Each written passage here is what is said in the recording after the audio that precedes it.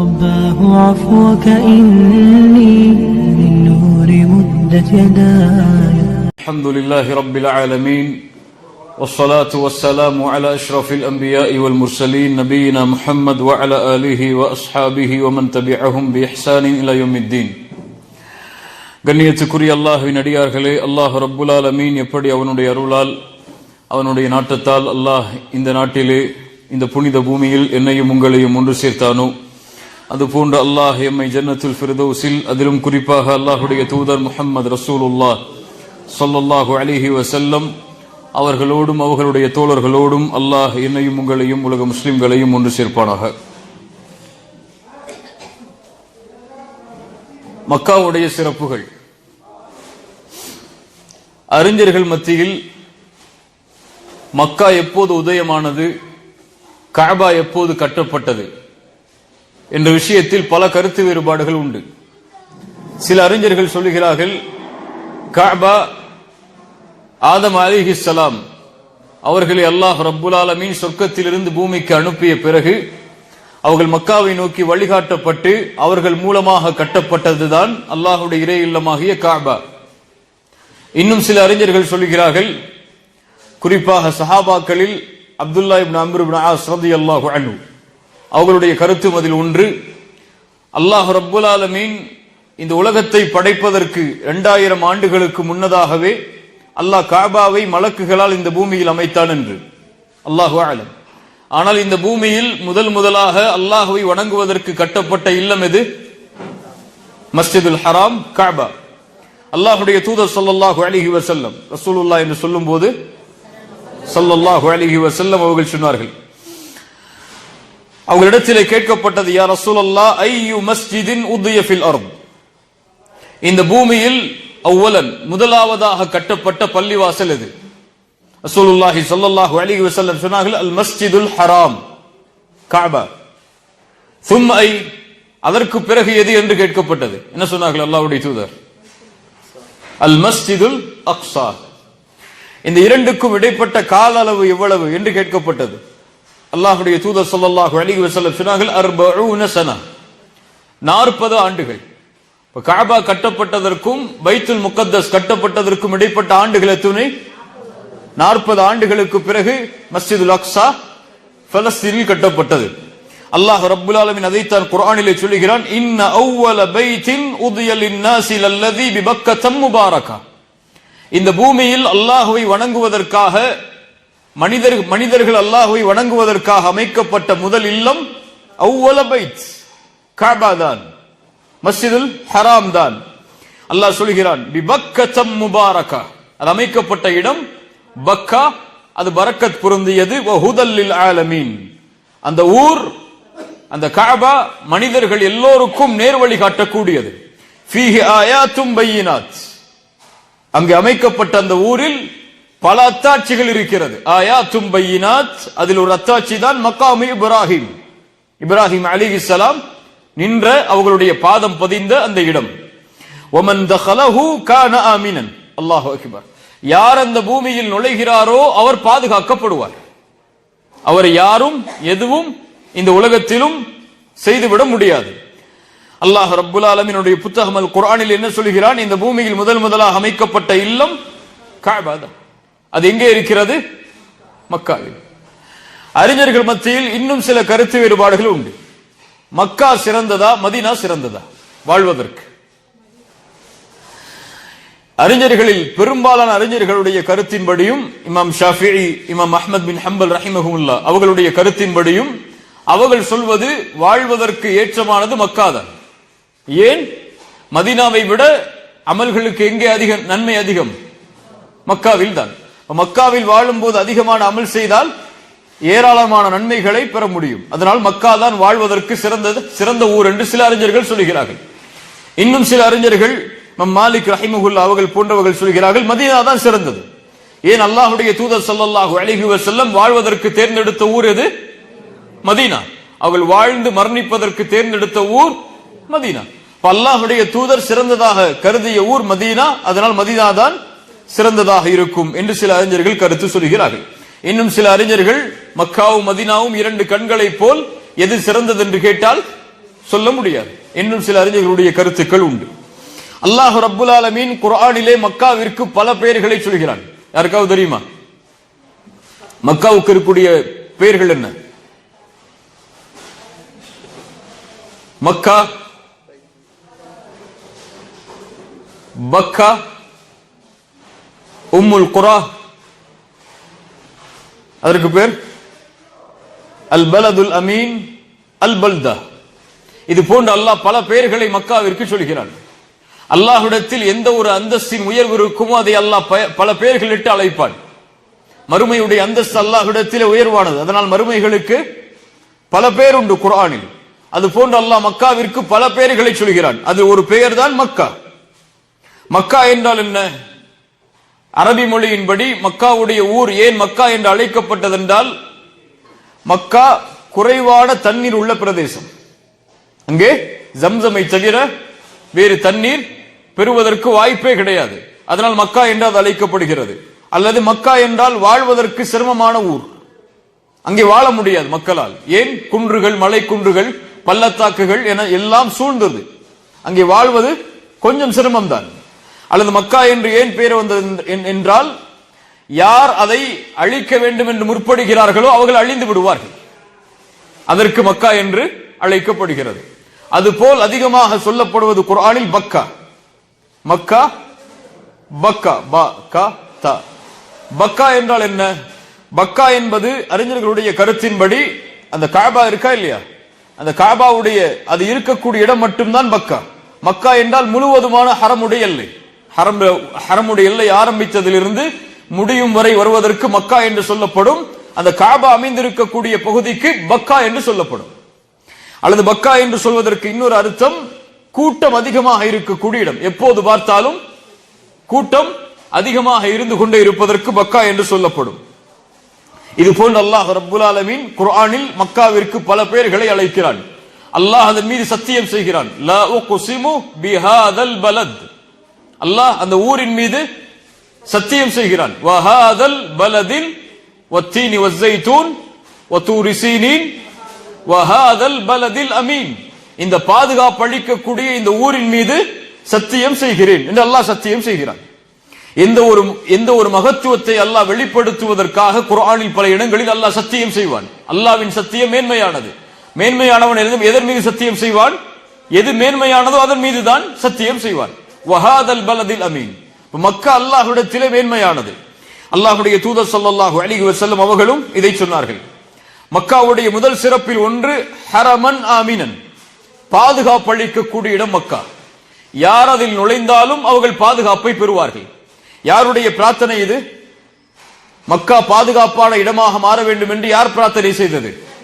இப்ராஹிம் அலைஹிஸ்ஸலாம். அவர்கள் சொன்னார்கள், வஇத் கால இப்ராஹிம் ரப்பி ஜஅல் ஹாதல் பலத ஆமினா. இப்ராஹிம் அலைஹிஸ்ஸலாம் சொன்னார்கள், யா அல்லாஹ், இந்த ஊரை பாதுகாப்பு அளிக்கக்கூடிய ஊராக நீ ஆக்கி தருவாயாக. இப்ராஹிம் அலைஹிஸ்ஸலாம் அவர்களுடைய பிரார்த்தனையின்படி மக்கா பாதுகாப்பான ஊராக மாறியது. யார் உள்ளே நுழைந்தாலும் அவர்கள் பாதுகாக்கப்படுவார்கள். அந்த பாதுகாப்பை யாரும் தடுக்க முடியாது. அல்லாஹ்வுடைய தூதர் ஸல்லல்லாஹு அலைஹி வஸல்லம் அவர்கள் சொன்னார்கள், இன்னல்லாஹ ஹர்ரம மக்கா யௌம ஹலகஸ் ஸமாவாதி வல் அர்த். வானம் பூமிகளை படைத்த நாளிலேயே அல்லாஹ் மக்காவை புனிதப்படுத்தினான். ஹரம், அது புனிதப்படுத்தப்பட்ட பூமியானது. ஃபஹிய ஹராமும் பிஹராமில்லாஹி இலா யௌமில் கியாமா. இந்த புனிதம் மறுமை வரை நீட்டிக்கப்பட்டிருக்கிறது. மறுமை வரை இந்த புனிதத்தை யாரும் கெடுக்க முடியாது. அது நபிக்கு, முஹம்மது நபிக்கு முன்னாலும் சரி பின்னாலும் சரி இந்த புனிதத்தை விளக்குவதற்கு யாருக்கும் அனுமதி கிடையாது. அந்த புனிதம் பாதுகாக்கப்படும். அங்கே இரத்தங்களை ஓட்டுவதற்கோ, அங்கே இருக்கக்கூடிய மரங்களை முறிப்பதற்கோ, அங்கே வேட்டையாடுவதற்கோ அனுமதி மறுமை வரை கிடையாது. அது புனிதம். ரசூலுல்லாஹி ஸல்லல்லாஹு அலைஹி வஸல்லம் வருவதற்கு முன்னாலும் அரபுகள் மக்காவை புனிதமாக கருதினார்கள். அவர்களுடைய தந்தையை கொன்ற ஒருவர் ஆயுதத்தோடு உள்ளே நுழைந்தாலும் சரி அவரையும் எதுவும் செய்ய மாட்டார்கள். ஏன்? மக்கா புனிதமானது என்பதை அவர்களும் அறிந்திருந்தார்கள். அதனால் இந்த பூமி ஆரம்பிக்கப்பட்டதில் இருந்து இந்த பூமி அழியும் வரை மக்கா புனிதமானது. அந்த புனிதத்தை யாரும் கெடுக்க முடியாது. அல்லாஹ் ரப்புல் ஆலமீன் எச்சரிக்கை செய்கிறான், யார் இந்த பூமியில் குழப்பத்தை, அநீதத்தை, தீங்கை விளைவிக்க வேண்டும் என்று நாடுகிறார்களோ, செய்வார்களோ அல்ல, யாருடைய உள்ளத்தில் அந்த எண்ணம் வந்து விடுமோ அவர்களுக்கு அல்லாஹ் மகத்தான வேதனையை தயாரித்து வைத்திருக்கிறான். யானை படையை அழித்தவன் யார்? அபாவில். பறவைகளை கொண்டு அழித்தான். எதனால் அழித்தான்? ஹரமுடைய புனிதத்தை அழிக்க வேண்டும் என்று அவர்கள் வந்ததால் அல்லாஹ் அதை அழித்து விட்டான். அது போன்று யார் முயற்சித்தாலும் மறுமை வரை அந்த ஹரமை, அந்த புனிதத்தை யாரும் கெடுக்க முடியாது. அல்லாஹ்வால் அது பாதுகாக்கப்பட்டது. அல்லாஹ்வுடைய தூதர் ஸல்லல்லாஹு அலைஹி வஸல்லம் அந்த மஸ்ஜிதுல் ஹராமுடைய அந்த காபாவில் அமைந்திருக்கக்கூடிய அந்த இல்லத்தின் சிறப்பை சொன்னார்கள். ஸலாத்துன் ஃபி மஸ்ஜிதில் ஹராம், மக்காவில் தொழுவது, மஸ்ஜிதுல் ஹராமில் தொழுவது அஃதலு மின் மிஅத்தி அல்ஃபி ஸலாஹ், எத்தனை தொழுகையுடைய நன்மைக்குரியது?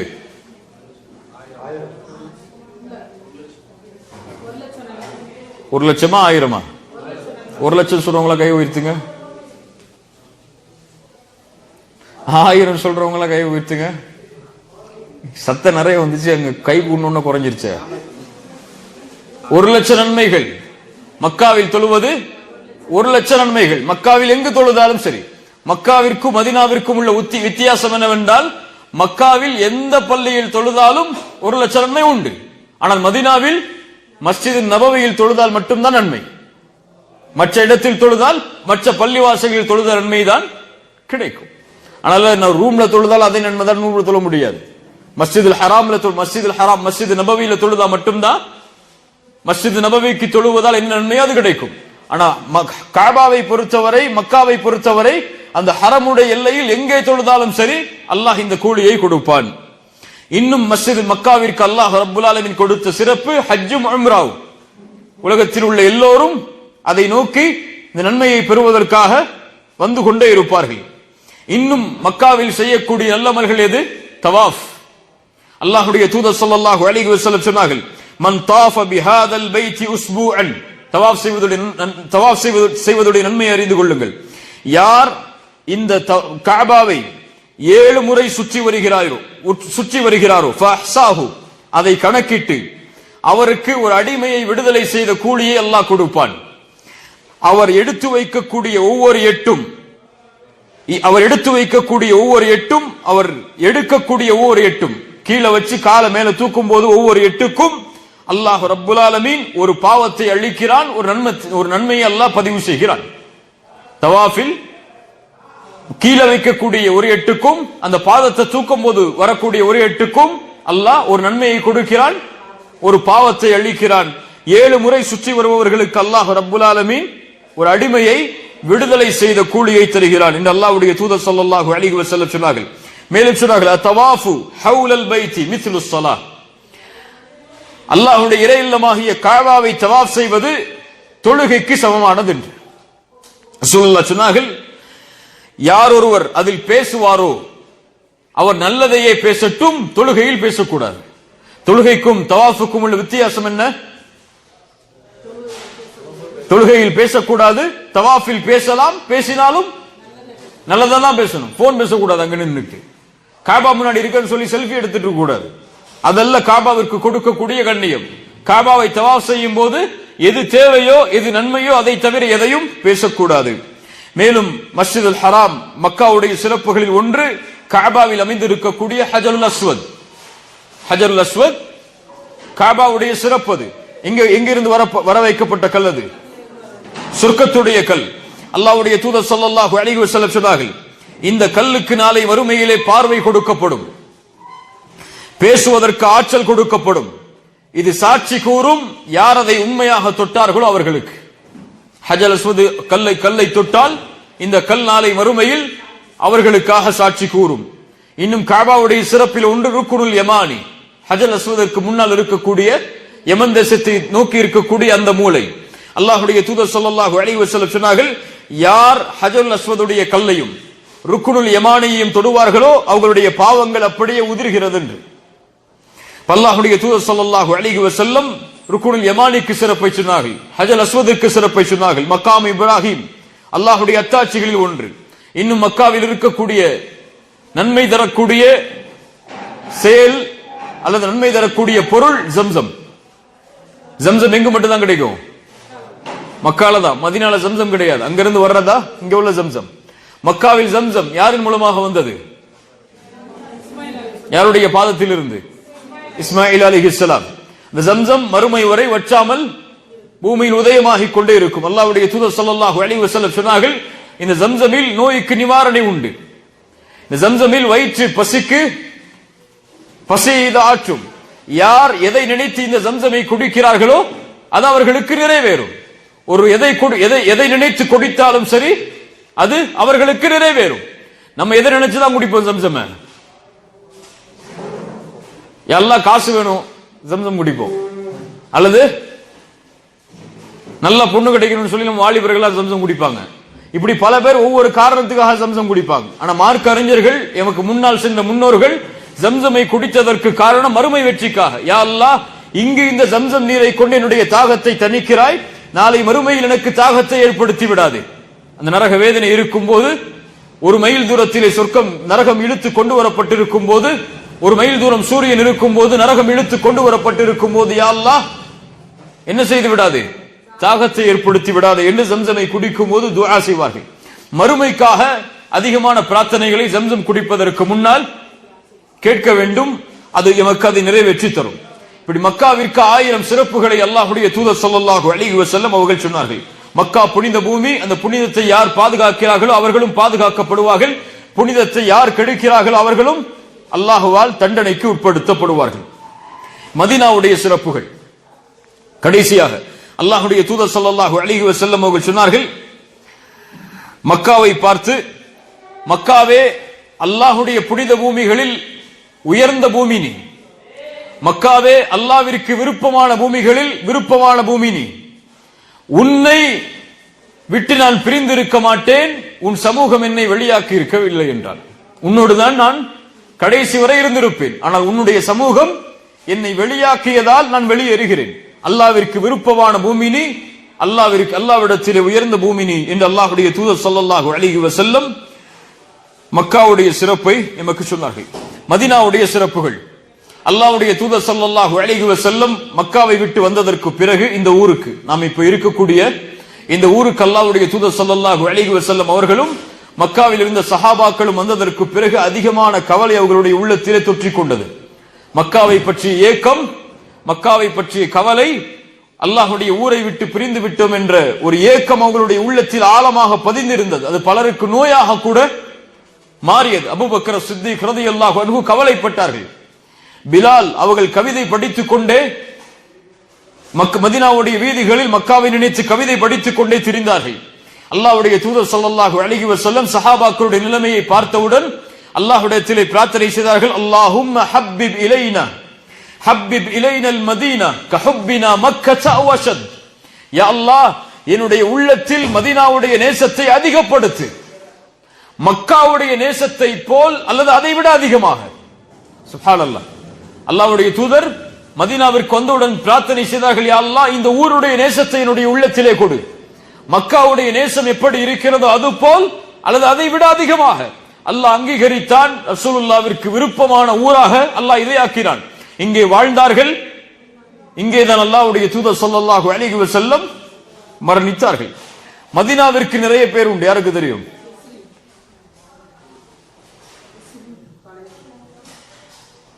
எஸ்ரி பழைய பேர், அதை மாத்திட்டாங்க அல்லாஹ்வுடைய தூதர். மதீனாவுக்கு இன்னொரு பெயர் தைபா. தைபா கேள்விப்பட்டிருக்கீங்களா இல்லையா? மதீனா தைபா. மதீனாவிற்கு இன்னொரு பெயர் தைபா. ரசூலுல்லாஹி ஸல்லல்லாஹு அலைஹி வஸல்லம் ஒரு ஹதீஸில் சொன்னார்கள், ஹாதிஹி தைபா, ஹாதிஹி தைபா, ஹாதிஹி தைபா. இது சுத்தமான பூமி, சுத்தமான பூமி, சுத்தமான பூமி. யஅனி அல் மதீனா அல்லது தாபா. அல்லாஹ்வுடைய தூதர் ரெண்டையும் சொன்னாங்க, தைபா தாபா. இந்த இரண்டும் ஒரே அர்த்தம் தான், சுத்தமானது. என்ன சுத்தம்? இதனுடைய காற்று முதற்கொண்டு, இதனுடைய மண் முதற்கொண்டு, இங்கு இருக்கக்கூடிய எல்லாம் சுத்தமானது. இந்த ஊரை சுற்றிலும் மலக்குகள் அங்குமிங்கும் திரிந்து கொண்டே இருப்பார்கள். மலக்குகள் பாதுகாப்பிற்காக அங்குமிங்கும் நிறுத்தப்பட்டிருப்பார்கள். தஜ்ஜால் இந்த பூமிக்கு வர முடியாது. இந்த பூமியில் நல்லா கவனிங்க, சுத்தமானவர்களை தவிர யாரும் வாழ முடியாது. சுத்தமற்றவர்களை இந்த பூமி வெளியாக்கிவிடும். கஷ்டத்தை கொண்டோ சிரமத்தை கொண்டோ இந்த பூமி வெளியாக்கிவிடும். வெளியாக்கியவர்களுக்கு பகரமான சுத்தமானவர்களை உள்ளே கொண்டு வரும். சுப்ஹானல்லாஹ். இந்த பூமியில் உள்ளம் தூய்மையானவர்கள் மட்டுமே, அல்லாஹ்வை அஞ்சி வாழக்கூடியவர்கள் மட்டுமே இந்த பூமியில் நிரந்தரமாக வாழ முடியும். மற்றவர்களை இந்த பூமி வெளியாக்கிவிடும். அல்லாஹ் ரப்புல் ஆலமீன் இந்த பூமியின் நேசத்தை நமக்கு அதிகப்படுத்துவானாக. சுத்தமான பூமி, தாருல் ஹிஜ்ரா, ஹிஜ்ரத் செய்து வந்த பூமி இது. ரசூலுல்லாஹும் தோழர்களும் அடைக்கலம் தேடி வந்த பூமி இது. தாருல் ஈமான், ஈமானுடைய பூமி இது. அல்லாஹ்வுடைய தூதர் ஸல்லல்லாஹு அலைஹி வஸல்லம் சொன்னார்கள், இறுதி காலத்தில் ஈமான் தஞ்சம் அடைந்து விடும் மதீனாவில். முஃமின்கள் எல்லோரும் மதீனாவை நோக்கி ஒதுங்கி விடுவார்கள். எப்படி பாம்பு பொந்துக்குள் நுழையுமோ அதுபோல் ஈமான் மதீனாவை நோக்கி தஞ்சம் அடைந்து விடும் என்று அல்லாஹ்வுடைய தூதர் ஸல்லல்லாஹு அலைஹி வஸல்லம் அவர்கள் சொன்னார்கள். மேலும் சொன்னார்கள், இப்ராஹிம் அலைஹிஸ்ஸலாம் மக்காவை புனிதப்படுத்தினார்கள். அதற்காக பிரார்த்தனை செய்தார்கள், நான் மதீனாவை புனிதப்படுத்துகிறேன். யாரால் புனிதப்படுத்தப்பட்ட பூமி இது? ரசூலுல்லாஹ்வால். இப்ராஹிம் அலைஹிஸ்ஸலாம் மக்காவிற்காக பிரார்த்தனை செய்தார்கள், நான் மதீனாவிற்காக பிரார்த்தனை செய்கிறேன். இதனுடைய அளவுகளில் நான் பிரார்த்தனை செய்கிறேன் இப்ராஹிம் அலைஹிஸ்ஸலாம் செய்ததை போல் அதை விட அல்லாஹ் அதிகப்படுத்தும்படி என்று. அல்லாஹ்வுடைய தூதர் ஸல்லல்லாஹு அலைஹி வஸல்லம் சொன்னார்கள், இந்த மதீனாவில் அதிகமான சிரமங்கள் ஏற்படும் வாழ்பவர்களுக்கு. மதீனாவுக்கு வந்தாலே ஒரு விதமான ஒரு கம்ஃபர்ட்டே இருக்காது. அப்படி நிலைமை ஆரம்பத்தில் எல்லோருக்கும் ஏற்படும். யார் இதை சகிக்கிறார்களோ அவர்களுக்கு மகத்தான கூலி உண்டு. இந்த அல்லாஹ்வுடைய தூதர் ஸல்லல்லாஹு அலைஹி வஸல்லம் சொன்னார்கள். அபூ சயீத் அல் குத்ரி ரலியல்லாஹு அன்ஹு, அல்லாஹ்வுடைய தூதருடைய நபித்தோழர், அவர்களுடைய அடிமை ஒருவர் அவர்களிடத்திலே வருகிறார். அபூ சயீத், என்னால் மதீனாவில் வாழ முடியவில்லை, அதிகமாக விலைவாசி கூடிவிட்டது, குடும்பத்தோடு இங்கே வாழ்வதற்கு என்னால் முடியவில்லை, மதீனாவை விட்டு வெளிப்புறத்தினால் வாழ்வதற்கு தயாராகிறேன் என்று சில காரணங்களை சொல்கிறார். அபூ சயீத் அல் குத்ரி சொன்னார்கள், ஒருபோதும் அப்படி செய்து விடாது. அல்லாஹ்வுடைய தூதர் ஸல்லல்லாஹு அலைஹி வஸல்லம் சொன்னார்கள், யார் ஒருவர் மதீனாவில் வாழ்ந்து அதில் வரக்கூடிய சிரமங்களை பொறுமையோடு சகித்துக் கொண்டு மதீனாவிலேயே மரணிக்கிறாரோ இவருக்கு நாளை மறுமையில் சாட்சியாளராக, பொறுப்பாளராக, சாட்சி சொல்பவராக நான் நாளை மறுமையில் அவருக்கு இருப்பேன். யார் இங்கே வாழ்ந்து வரக்கூடிய சிரமங்களை சகித்துக் கொண்டு இங்கேயே மரணிக்கிறாரோ இவருக்கு நான் சாட்சியாளனாக மறுமையில் இருப்பேன் என்று அல்லாஹ்வுடைய தூதர் ஸல்லல்லாஹு அலைஹி வஸல்லம் அவர்கள் சொன்னார்கள். அவர் முஸ்லிமாக இருந்தால். அல்லாஹ்வுடைய தூதர் ஸல்லல்லாஹு அலைஹி வஸல்லம் சொன்னார்கள், உங்களால் முடிந்தால் மதீனாவில் மரணமாகுங்கள்.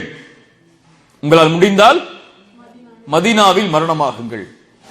உமர் ரலியல்லாஹு அன்ஹு கேட்டார்கள், யா அல்லாஹ், என்னை உன்னுடைய தூதரின் பூமியில் மரணமாக்கு என்று. அல்லாஹ் அதை அங்கீகரித்தார். மதீனாவில் மரணமாகுவது சிறந்த அமலில் ஒன்று. அல்லாஹ்வுடைய தூதர் ஸல்லல்லாஹு அலைஹி வஸல்லம் சொன்னார்கள், இறுதி காலம் வரும், குழப்பங்கள் வரும், ஒவ்வொருவரும் ஒவ்வொரு ஊரை நோக்கி அழைப்பார்கள், மதீனா தான் சிறந்தது அவர்கள் அறிந்தவர்களாக இருந்தால். அல்லாஹ்வுடைய தூதர் ஸல்லல்லாஹு அலைஹி வஸல்லம் அவர்கள் மேலும் அதனுடைய சிறப்புகளை நமக்கு சொல்லிக் கொண்டே இருந்தார்கள். யார் ஒருவர் மதீனாவில் புதுமை ஏற்படுத்துகிறாரோ அல்லது புதுமை ஏற்படுத்திய ஒருவருக்கு அடைக்கலம் தருகிறாரோ அவர் மீது அல்லாஹ்வின் சாபம், மலக்குகளின் சாபம், ஒட்டுமொத்த மனிதர்களுடைய சாபமும் இறங்கும். அவர்களுடைய எந்த அமலையும் நாளை மறுமையில் அல்லாஹ் அங்கீகரிக்க மாட்டான் என்று. மதீனாவில் தீங்கிழைப்பவர், பாவம் செய்பவர் அல்லாஹ்வின் சாபத்துக்குரியவர், மலக்குகளின் சாபத்திற்குரியவர், ஒட்டுமொத்த மனிதர்களின் சாபத்திற்குரியவர். சுத்தமான பூமியில் நன்மையை தவிர எதையும் செய்யக்கூடாது. அல்லாஹ்வுடைய தூதர் ஸல்லல்லாஹு அலைஹி வஸல்லம் இந்த மதீனாவுடைய சிறப்புகளில் சில சிறப்புகளை சொன்னார்கள். மஸ்ஜிதுல் ஹராம் அல்லது மஸ்ஜிதுன் நபவி என்று அழைக்கப்படக்கூடிய மஸ்ஜித் நபவியுடைய சிறப்புகளில் ஒன்று ஸலாத்துன் ஃபீ மஸ்ஜிதி ஹாதா, என் பள்ளியில் தொழுவது அஃதலு மின் அல்ஃபி ஸலாத்தின் ஃபீமா சிவா, 1000 தொழுகைகளுக்கு நிகரானது. மக்கா எத்தனை தொழுகை? மதீனா 1000.